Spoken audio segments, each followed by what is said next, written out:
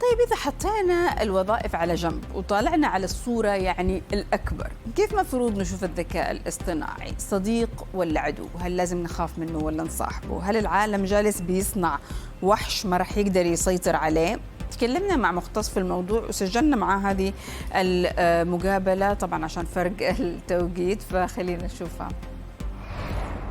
Joining us from New York, Ayan Khan, the futurist. Thank you, Ayan, for joining us. It's my pleasure. The world is divided now into two teams, let's say. One that believes AI is a monster and another that believes it is actually the best thing that happened to humanity. What do you personally think?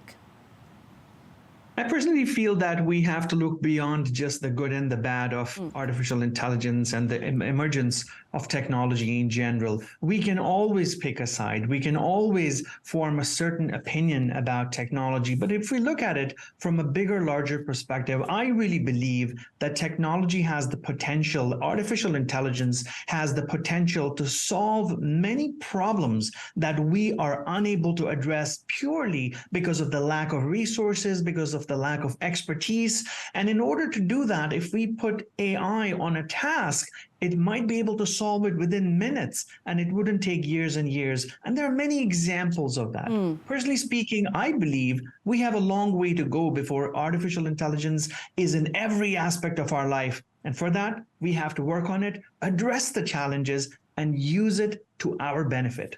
Okay, but we understand the public fear, but how do we comprehend the fact that actually AI scientists and top tech leaders are signing statements warning us or warning that AI could actually end humanity? Yani, how can we read that?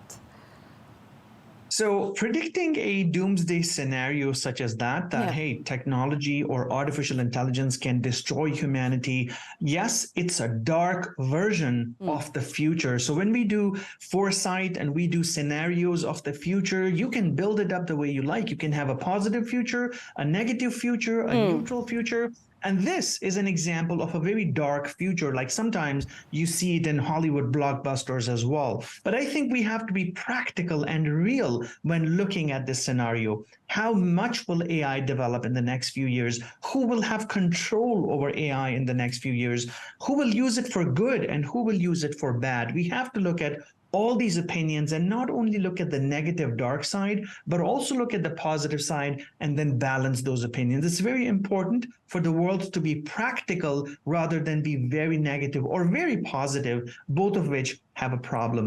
I think we have to find the middle path and make sure that we're not using AI or any other technology just for the negatives, right? So if too many bad people get a hold of artificial intelligence, maybe the world will become really, really bad and dark, but that's not the way it operates in our times. Look at the world around you today. And if you want to form an opinion on where we're headed, look at the problems and the solutions we need and look at the possibilities. Okay, but I get the sense that you're advocating some kind of regulation.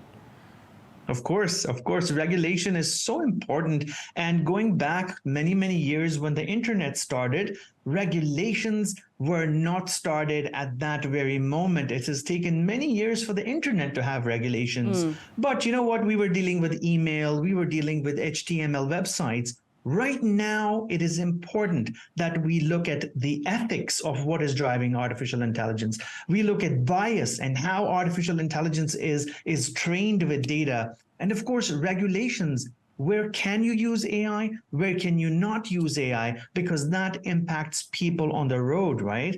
If there's a security camera out on the road, can it use AI and take footage of everybody or not? Can it store and collect personal information, for example, fingerprints and other personal info?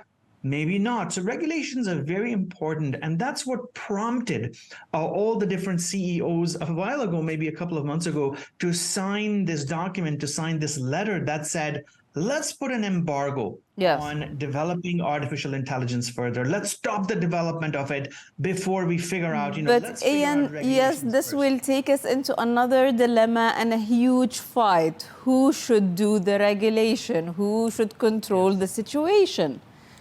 Yeah.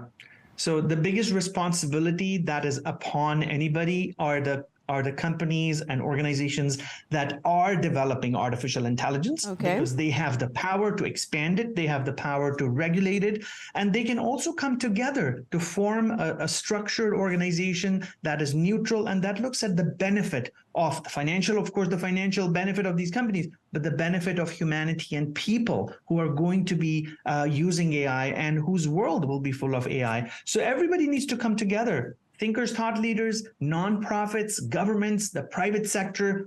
We need to have a unified voice when it comes to regulations, because otherwise we will have an unregulated super technology that can really change the fate of humanity. So you're basically advocating something similar to what's happening with social media companies right now.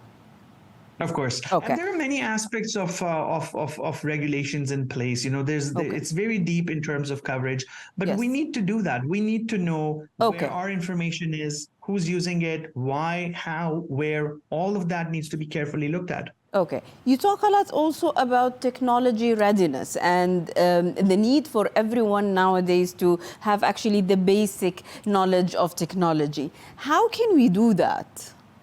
Of course. See, we live in a world where technology is not something out there and it's far away.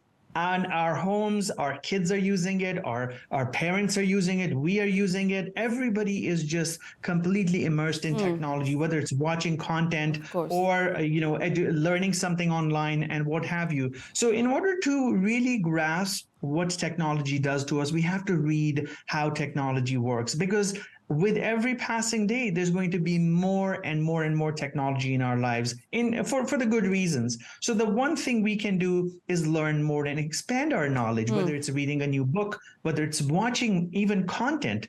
For example, on a streaming platform, there's a documentary that explains how technology works and what is the good and the bad relating to it. We have to use every means in order to gain that knowledge and to learn how our world works. And if you're curious, if you use that every single day, you watch something a little bit every single day, you read something every single day, it's going to really expand exponentially with time, and you will catch up. But we have to take that first step to become future ready. We should watch your documentary then.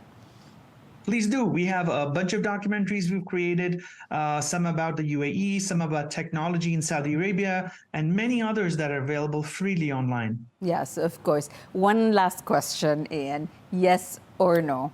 Do you think the world is ready actually for the level that AI has now reached?